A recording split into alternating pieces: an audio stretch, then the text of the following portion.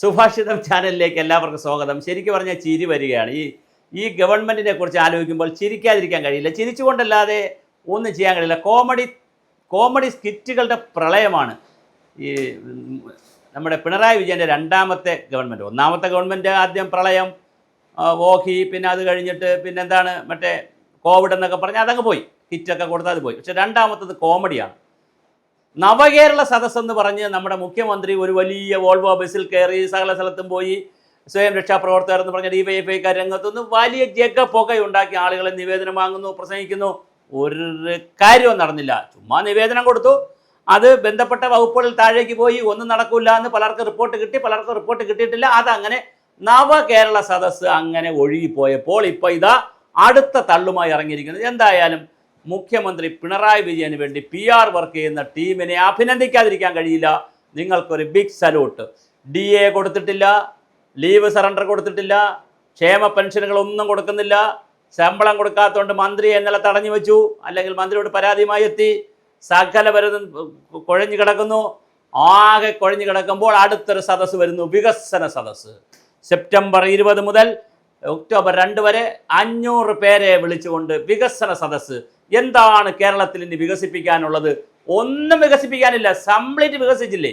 എല്ലാം ശരിയായി കിടക്കുകയല്ലേ ഇവിടെ? ഇനി എന്ത് വികസിപ്പിക്കാൻ? ശരശയ്യയിൽ കിടക്കുന്ന ഒരു സംസ്ഥാനത്തെ 19,000 കോടി രൂപ ഉണ്ടെങ്കിൽ മാത്രം ഓണം ഒന്ന് പിടിച്ചു നിൽക്കാൻ കഴിയുന്ന കേരളത്തിൽ ഇനി എന്ത് വികസിപ്പിക്കാൻ?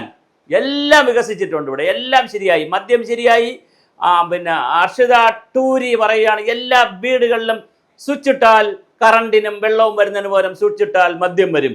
സ്വിഗ്ഗി വഴി, സൊമാറ്റോ വഴി ഇതാ മദ്യം വന്നിരിക്കുന്നു. മധ്യ കേരളം, നമ്മൾ മധ്യ കേരളം എന്ന് പഠിക്കുമ്പോൾ തിരുവിതാംകൂർ മധ്യ കേരളം, വടക്കൻ കേരളം എന്നൊക്കെ പഠിക്കും.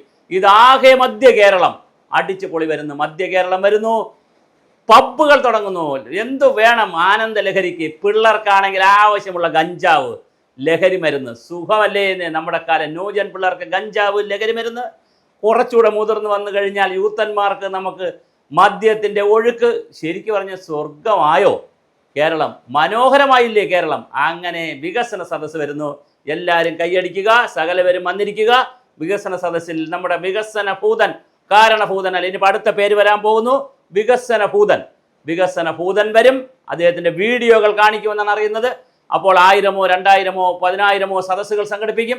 ഈ സദസ്സുകളിൽ എല്ലായിടത്തും ആദ്യം വികസന ഭൂതൻ്റെ ഒരു വീഡിയോ, കേരളത്തിൻ്റെ നവകേരളത്തിൻ്റെ ഒരു വലിയ വീഡിയോ അങ്ങോട്ട് കാണിക്കും. എല്ലാ റോഡുകൾ, പാലങ്ങൾ, സകല കാര്യങ്ങളും കാണിച്ചു കഴിഞ്ഞിട്ട് ഇത് തുടരാൻ വീണ്ടും ഇടതുപക്ഷ ജനാധിപത്യ മുന്നണിയെ വിജയിപ്പിക്കൂ. കാരണഭൂതൻ്റെ പേര് മാറ്റി ഒരു അവസാനം പറയുള്ളൂ, ആദ്യം പറയൂല. ഇതാ വികസന ഭൂതൻ വന്നിരിക്കുന്നു. എന്തൊരു തള്ളിമറിക്കലാണ്, എന്തൊരു ഗതികേടാണ്. ഇതും ചുമന്നുകൊണ്ട് പോകാനും കേരളത്തിൽ ആളുകളുണ്ട് എന്നുള്ളതാണ് ഈ കേരളത്തിൻ്റെ ഏറ്റവും വലിയ ഗുണം. എന്ത് കാര്യമായാലും തിരുവിതാംകൂർ രാജാവിൻ്റെ കാലം മുതലുള്ള ഒരു കാര്യമാണ്. രാജാവിൻ്റെ അല്ലെങ്കിൽ തമ്പുരാൻ്റെ 5 തുട്ട് വാങ്ങിക്കുക, അതിന് പറ്റിയാൽ എന്ത് വൃത്തികേടിനും കൂട്ടി നിൽക്കുക എന്ന് പറയുന്ന ഒരു സംസ്കാരമുണ്ട്. തൊഴിലുറപ്പുകാർ, അതുപോലെ തന്നെ ആശാ വർക്കേഴ്സ്, അങ്കണവാടികൾ തുടങ്ങി ആരെ കിട്ടുമല്ലോ. 500 ആളെ ഒപ്പിക്കാനൊന്നും താഴെ ഒരു പ്രശ്നമില്ല. അപ്പോൾ 500 ആളെ ഒപ്പിക്കുക. അല്ലെങ്കിൽ സാംസ്കാരിക നായകന്മാരെന്ന് പറഞ്ഞ് ഒരുപാട് പേര് റിട്ടയറായി വെറ്റിലൈ പാക്കിൽ നിന്ന് വീട്ടിൽ ഇരുപണ്ട് വേറെ ഒരു പണിയും ഇല്ലാതിരിക്കുകയാണ്. വല്ല കമ്മിറ്റിയിലൊക്കെ ക്ലാസ് എടുക്കാൻ പോകുന്നത്. പിന്നെ ശാസ്ത്ര സാഹിത്യ പരിഷത്തുണ്ട്, പിന്നെ ഒരുപാട് സംഘടനകളുണ്ട്, പുരോഗമന, പൂക്ക, സാസ, ഒരുപാടുണ്ട്. സംഘടനകളുടെ പ്രളയമാണ്. അവരെല്ലാം കൂടി വന്ന് ആടി പൊളിയാക്കും. നമ്മൾ വികസന സദസ്സ് നടത്തിയിരിക്കും. 1000 സദസ്സാണ്. അങ്ങനെ കേരളം ഹരിത കേരളമായി കഴിഞ്ഞു, നവകേരളമായി കഴിഞ്ഞു, തോമസ് ഐസക് ഒരറ്റന്ന് വിജ്ഞാന കേരളമാക്കി കഴിഞ്ഞു. ഇതടുത്ത വികസന സദസ്സ് കൂടി വരുമ്പോൾ ആനന്ദലഹരിക്ക് ഇനി എന്തു വേണം? ആറാട്ട് വന്നതുപോലെ എല്ലാവർക്കും ആനന്ദലഹരിയിൽ കുടിച്ചു കൂത്താടി ആറാടാം.